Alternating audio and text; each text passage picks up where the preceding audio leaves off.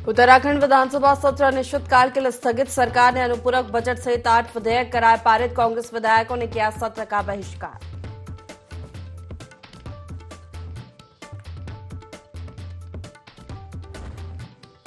कांग्रेस विधायक हरीश साहवी ने दिखाया तेवर, अपनी पार्टी पर लगाया मित्र विपक्ष का आरोप। कहा, कांग्रेस में गणेश परिक्रमा करने वालों को बढ़ाया आगे।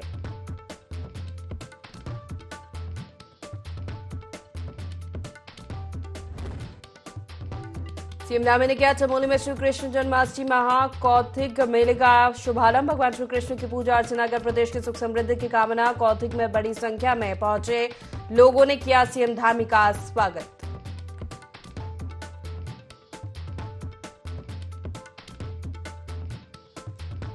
हरिद्वार में पायलट बाबा के उत्तराधिकारी घोषित। शिष्या योगमाता बनी आश्रम की प्रमुख। जापान की रहने वाली है योगमाता।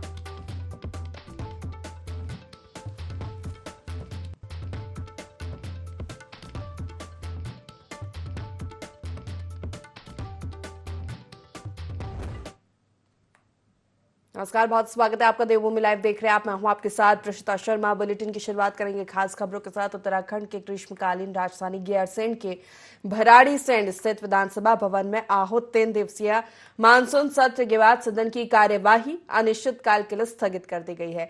तीसरे दिन की कार्यवाही में नगर निगम व नगर पालिका संशोधन विधेयक के लिए प्रवर समिति का गठन किया गया।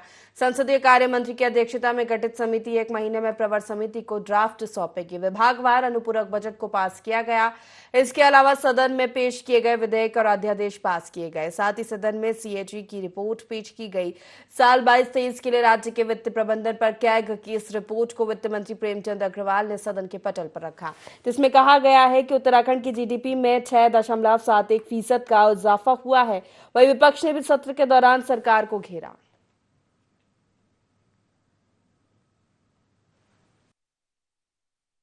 विधानसभा मानसून सत्र को अनिश्चितकाल के लिए स्थगित कर दिया गया है और लगातार 3 दिनों तक सत्र जारी रहा और सत्र में कई तमाम विषय भी विपक्ष ने इस दौरान उठाए। सदन में तमाम जो विधायक थे वो मौजूद रहे। इसी के साथ ही जो विपक्ष के नेता हैं उन्होंने कड़े सवाल भी सरकार से पूछे। इस दौरान सुरक्षा व्यवस्था हो, कानून व्यवस्था हो, चाहे स्वास्थ्य और शिक्षा व्यवस्था हो, इन सभी विषयों पर सरकार को घेरने का काम विपक्ष ने किया है। और इसी के साथ ही कई विधेयक भी पटल पर रखे गए हैं, जिसमें से कुछ कानून बना दिए गए हैं और कुछ जो विधेयक थे उनको सदन से पास कर दिया गया है। इस दौरान अनुपूरक बजट भी पेश किया गया, जो कि 5,013 करोड़ रुपए का लगभग ये बजट रहा है।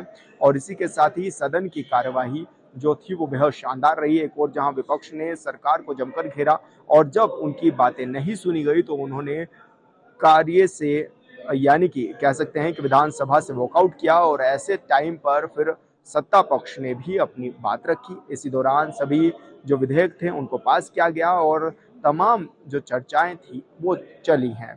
INA 24 के लिए गैरसैंण से विशाल गर्ग। हल्द्वानी में एमबी पीजी की छात्र छात्राओं ने कोलकाता में हुए डॉक्टर की रेप के बाद हत्या के विरोध में जोरदार प्रदर्शन किया। छात्रों ने ममता सरकार का पुतला फूका। हल्द्वानी के राजकीय महाविद्यालय की छात्र छात्राओं ने कॉलेज परिसर से एक विशाल जुलूस निकाला, जो शहर के विभिन्न क्षेत्र में होता हुआ एमबी पीजी कॉलेज के प्रांगण में पहुंचा। आक्रोशित छात्र छात्राओं ने कहा कि जिस प्रकार से भारत के अंदर महिलाएं सुरक्षित नहीं है और बलात्कार के बाद उनकी हत्या करती जा रही है, सरकार कोई कड़ा कानून लागू करना चाहिए, नहीं तो महिलाएं अपने हाथों में शस्त्र उठाने को मजबूर हो जाएगी।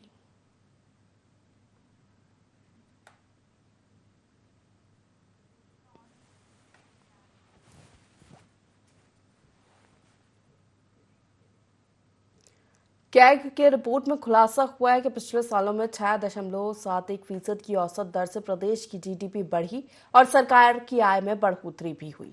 कैग रिपोर्ट को लेकर भाजपा प्रदेश मीडिया प्रभारी मनवीर चौहान का कहना है कि सदन में रखी गई कैग रिपोर्ट में स्पष्ट हो गया है कि जो मुख्यमंत्री पुष्कर सिंह धामी का विजन है 2025 तक उत्तराखंड राज्य देश का सर्वश्रेष्ठ बनेगा, उस और ये कैग रिपोर्ट है।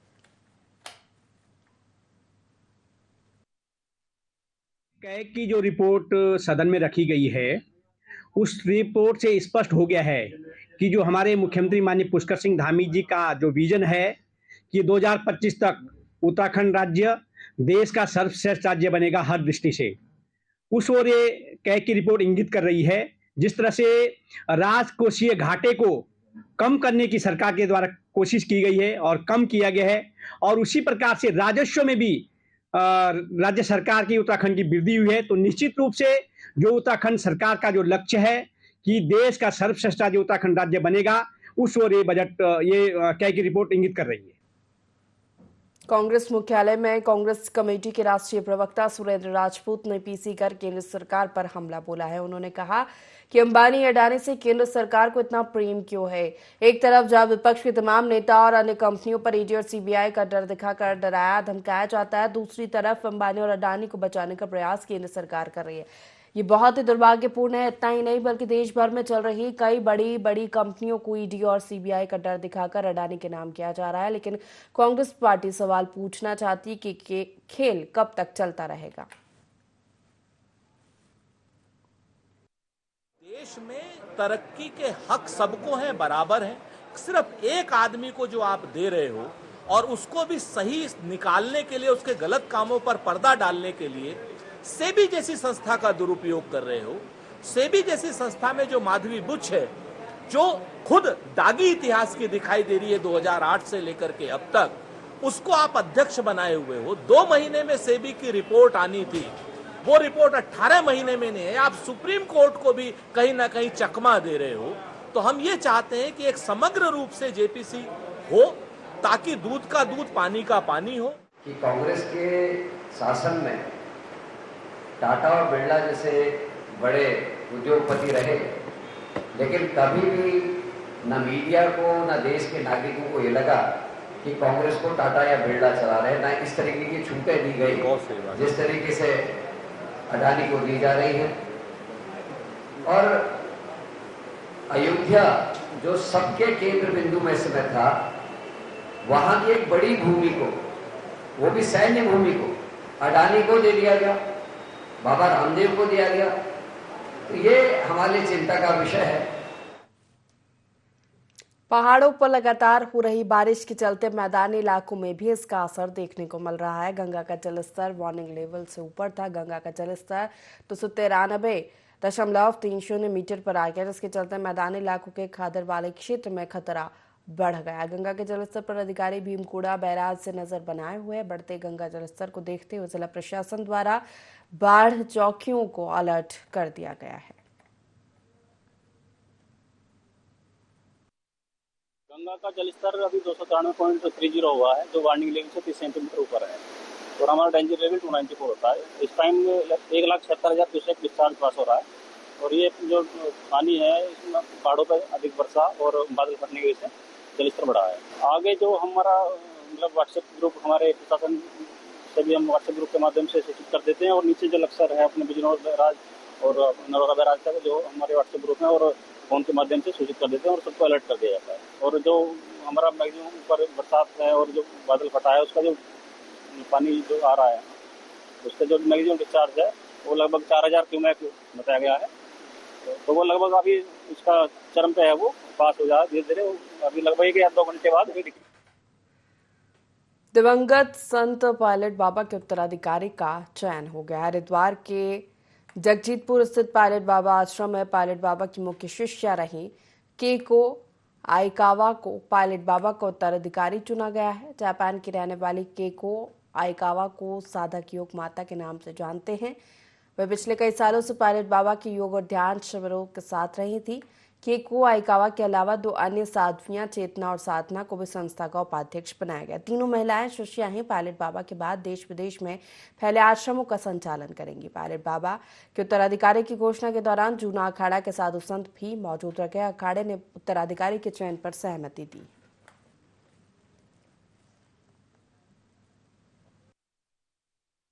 बाबा का उत्तराधिकारी निर्विघ्न रूप से संपन्न हुआ, उस हमारे लिए इससे बड़ा खुशी कोई धन या संपत्ति कोई खुशी नहीं हो सकती। आज जो बैठक हुई बकायदे मतलब जो है कल से चल रही थी, उसमें जोग माता जापान के हैं, केवलानंद गिरी उनका नाम है। पायलट बाबा ने उनको जोग माता की कहकर हमको पुकारा था, इसलिए मैं आपसे बोल रहा हूं कि जोग माता है। अनेक प्रकार की समाधि लगाते हैं, अनेक प्रकार के साधक हैं। तो वो जापान वालों को अध्यक्ष पद पे आसीन किया गया। उनके साथ दो माताएं हैं, एक का नाम श्रद्धा, एक का नाम चेतना, जो महामंत्री मंत्री पद पे काम करेंगे। बाकी 108-51 की जो भी बॉडी है वो शिष्यों में से और जो गणमान्य उनके अनुयायी हैं उनमें सोच चमोली के खनसर में श्री कृष्ण जन्माष्टमी महाकौतिक मेले का आयोजन किया गया। महाकौतिक में पहुंचे मुख्यमंत्री पुष्कर सिंह धामी ने मेले का दीप प्रज्वलित कर शुभारंभ किया। इस मौके पर पार्टी के कार्यकर्ताओं ने सीएम धामी का जोरदार स्वागत किया। महाकौतिक में भारी संख्या में स्कूली बच्चों और महिलाओं ने हिस्सा लिया।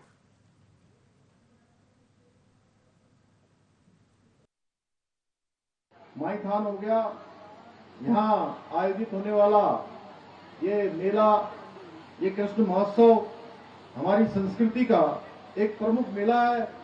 इस पावन अवसर पर हम सभी के लिए आध्यात्मिक, सांस्कृतिक और सामाजिक जो समरसता है उसका भी प्रतीक है ये महोत्सव।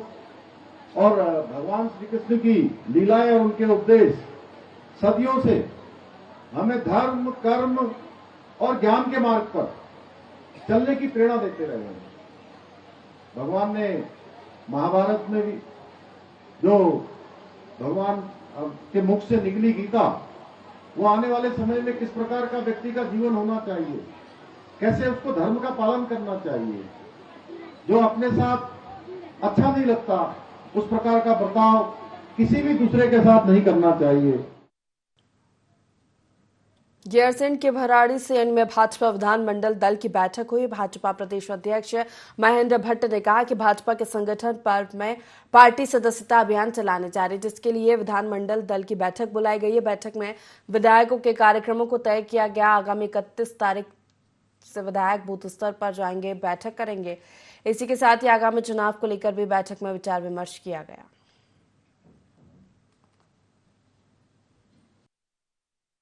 सब चुनाव की चर्चा हुई है। हम बहुत जल्दी प्रोक्षक भेजने वाले हैं। प्रोक्षक कार्यक्रम रायशुमारी के बाद पैनल आएगा, उसका हम एक पब्लिक सर्वे हम करने वाले हैं और जैसे चुनाव घोषित होगा हम अपने प्रत्याशी। हरिद्वार और चुनाबाद कलेक्ट्रेट सभागार में जिलाधिकारी धीराज गब्रियाल ने कांवड़ यात्रा को सरल, सुगम बनाने और जाम की स्थिति से निजात दिलाने के लिए NHAI पुलिस विभाग के अधिकारियों के साथ बैठक की। उन्होंने कहा कि भविष्य में कांवड़ यात्रा को सरल, सुगम बनाने और जाम की स्थिति से निजात दिलाने के लिए बेहतर यातायात प्रबंधन की दिशा में काम करें। साथ ही कांवड़ यात्रा के दौरान जाम लगने, ट्रैफिक धीमा होने के कारण कई तरह के नुकसान सामने आते हैं। लोगों को घंटों जाम में फंसना पड़ता है, इससे उनका समय बर्बाद होता है। लंबे समय तक जाम में फंसने से लोगों को तनाव, थकान और स्वास्थ्य संबंधित अन्य समस्याएं होती हैं।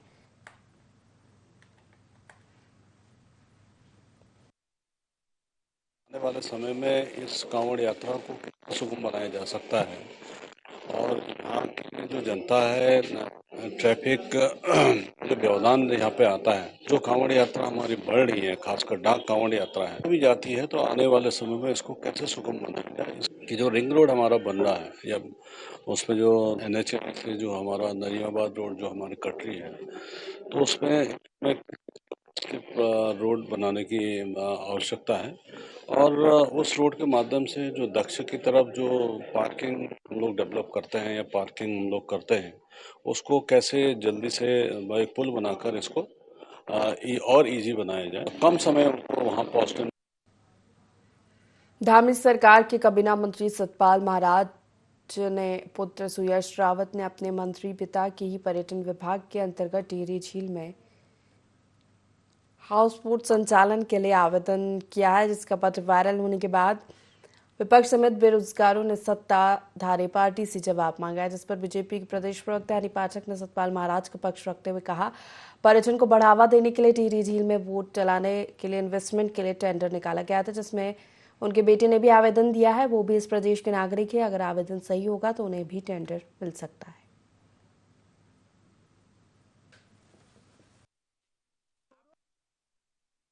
भरोसा तो करना लाजमी है और भरोसा करना ही होता है, क्योंकि देखिए अभी इन्वेस्टमेंट के लिए टेंडर को खोला गया है, आवेदन आए हैं, आवेदन की प्रक्रिया अभी चलेगी। जरूरी नहीं कि टेंडर उनको आवंटित हो ही जाए। तो एक उत्तराखंड के नागरिक होने के नाते उन्होंने भी इस टेंडर में अपना प्रतिभाग किया है और पूरी तरीके से चीज को देख के जांच पड़ताल करके ही टेंडर दिया जाएगा, जिस भी व्यक्ति को दिया जाए। लेकिन ये नहीं कहा जा सकता, क्योंकि उत्तराखंड में सिर्फ एक वही उनके पुत्र नहीं है, सभी उत्तराखंड के नागरिक ही सतपाल महाराज जी के पुत्र समान है, माता समान है, पिता समान है। लेकिन इस तरीके से उसको देखना गलत। उत्तरकाशी में भालू का आतंक थमने का नाम नहीं ले रहा है। भटवाड़ी ब्लॉक में खेत में काम कर रही महिला पर भालू ने हमला कर दिया। गंभीर अवस्था में महिला को जिला अस्पताल में भर्ती किया गया। डॉक्टरों के मुताबिक महिला की हालत खतरे से बाहर है। बता दें, इस साल भटवाड़ी ब्लॉक में भालू के हमले की 5वीं घटना है।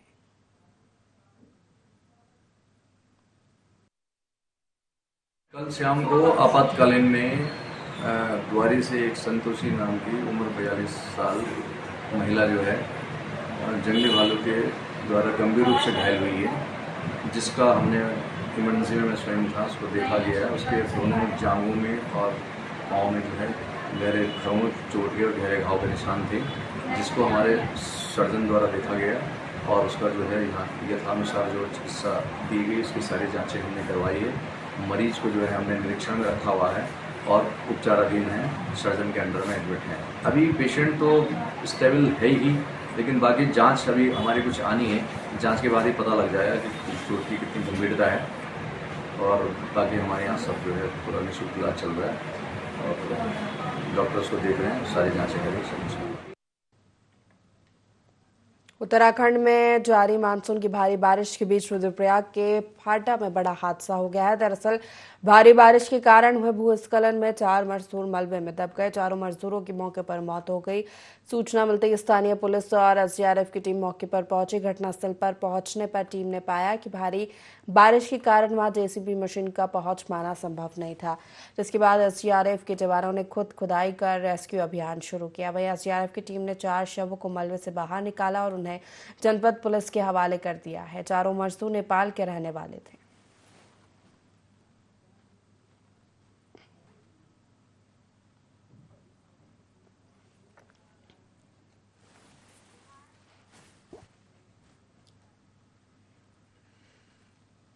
उत्तराखंड के पर्वतीय क्षेत्र में मानव और वन्य जीव संघर्ष की घटनाएं लगातार बढ़ रही है। प्रदेश के गढ़वाल और कुमाऊं मंडल में बार बार ऐसी घटनाएं सामने आती है, इसमें ग्रामीण गुलदार का शिकार बन जाते हैं। इन्हीं बढ़ती घटनाओं पर भाजपा विधायक ने अपनी सरकार के खिलाफ मोर्चा खोल दिया। विधानसभा सत्र के दूसरे दिन लैंसडाउन से भाजपा विधायक दिलीप सिंह रावत ने सरकार से मांग की इन घटनाओं को रोकने के लिए ऐसा कदम उठाया जाना चाहिए जिसमें आदमखोर जंगली जानवरों को पकड़कर जंगल में छोड़ने की जगह उन्हें मार देना चाहिए। उन्होंने ये भी कहा गुलदार या अन्य जानवरों के हमले में घायल युवकों को जो मुआवजा राशि दी जाती है उसको बढ़ाना चाहिए।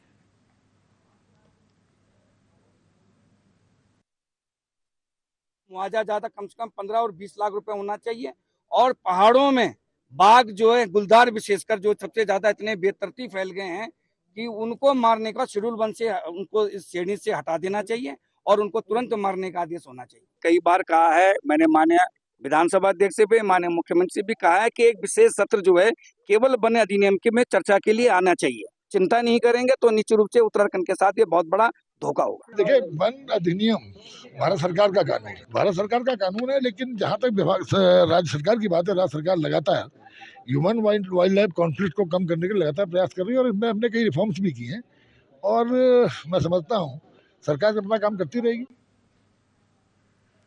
थराली के सोल घाटी क्षेत्र के बुग्याल क्षेत्र में बादल फटने से कृषि भूमि को काफी नुकसान हुआ है और संगम स्थित शिव मंदिर भी प्राणमती की तेज तूफान की चपेट में आ गया। वहीं दूसरी ओर देवाल विकासखंड की हरनी में बकरीगाड़ में भी बादल फटने से तबाही मच गई। यहाँ बादल फटने से गधेरे में आए पानी के सैलाब में एक पैदल पुल क्षतिग्रस्त हुआ। नदी किनारे रह रहे आवासी मकानों के बाशिंदों ने घरों को खाली कर पिंडा नदी का जलस्तर कम होने का इंतजार कर रहे। धीरे धीरे नदी का जलस्तर कम होने पर लोगों ने राहत की सांस ली। वहीं थराली समेत हरनी, बकरीगाड़ और मुंदोली के काश्तकारों ने स्थानीय प्रशासन से कृषि भूमि के नुकसान का आंकलन कर क्षतिपूर्ति की मांग की है।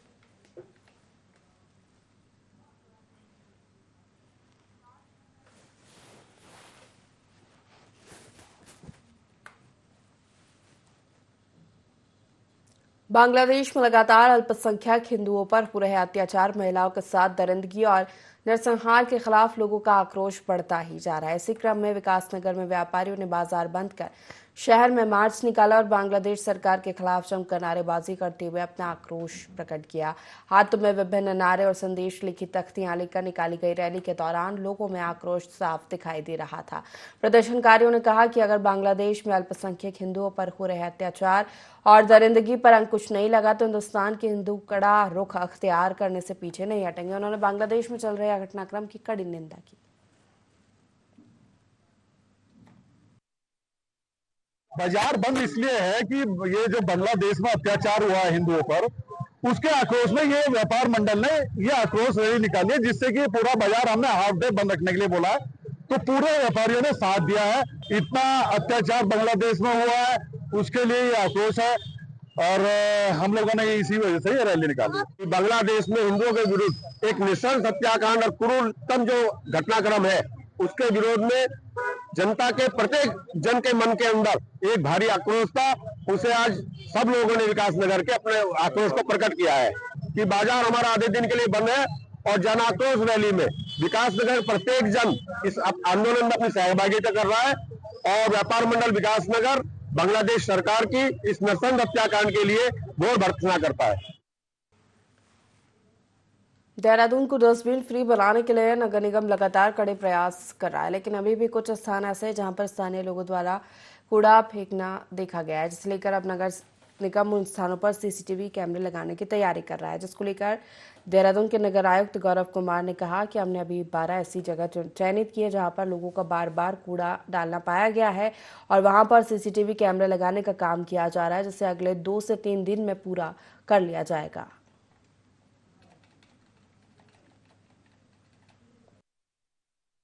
देखिए, हमारे शहर से हमने 31 जनवरी 2024 इसी वर्ष की 31 जनवरी तक 100 से अधिक स्थानों से डस्टबिन हटाए थे और उसका उद्देश्य था कि किसी भी सार्वजनिक स्थान पर कूड़ा ना दिखे। परंतु उसमें से कुछ स्थान अभी भी ऐसे हैं जहां पर लोगों के द्वारा लगातार कूड़ा डाला जा रहा है, जिससे न केवल आसपास के लोगों को स्वास्थ्य संबंधी दिक्कतों का सामना करना पड़ता है, बल्कि एक शहर के एस्थेटिक्स भी उससे काफ़ी खराब लगता है और गलत छवि लोगों के मन में जाती है। तो इसके लिए हमने भी 12 स्थान ऐसे चयनित किए हैं जहां पर लोगों के द्वारा बार बार कूड़े डालने की शिकायत आ रही है और वहां पर सीसीटीवी लगाने की कार्रवाई प्रारंभ कर दी गई है। अगले 2 से 3 वर्किंग डेज में इसको हम पूर्ण कर लेंगे। तो देहरादून को डस्टबिन फ्री बनाने के लिए नगर निगम लगातार कड़े प्रयास कर रहा है, लेकिन अभी भी कुछ स्थान ऐसे पाए गए शहर में जहां स्थानीय लोग कूड़ा फेंक रहे हैं, जिसकी निगरानी के लिए उन स्थानों पर नगर निगम अब सीसीटीवी लगवाने जा रहा है। आयुक्त गौरव कुमार ने बताया कि अभी 12 ऐसी जगहों को चयनित किया गया है जहां पर लोग कूड़ा फेंकते हैं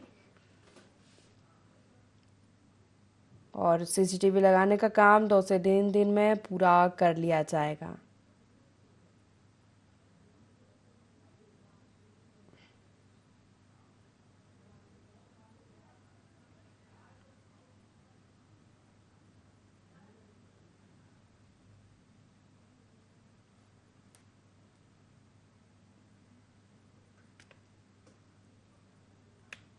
तो शहर को डस्टबिन फ्री बनाने की कवायद नगर निगम लगातार प्रयास करे। सीसीटीवी लगाने की तैयारी में है नगर निगम। जल्द ही 12 जगहों को चयनित किया गया है जहां लोग बार बार कूड़ा फेंक रहे हैं, उनकी निगरानी के लिए सीसीटीवी लगाए जाएंगे।